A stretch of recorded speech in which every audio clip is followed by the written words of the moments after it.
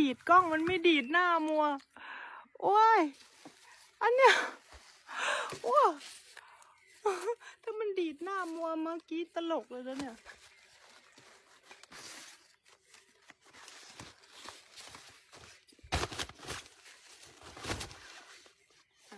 แบบนี้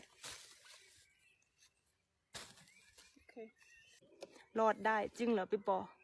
ขนาดมัวก็ว่ามัวก็น่าจะยากอยู่นะเราจะมาฝึกทางลัดค่ะเพราะว่าไมโล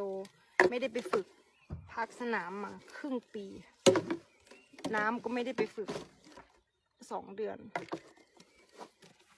มาแล้วมันมาแล้ว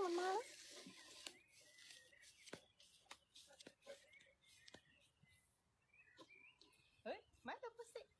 มันว่าทำไม่ร้ายใช่อย่าปะสิ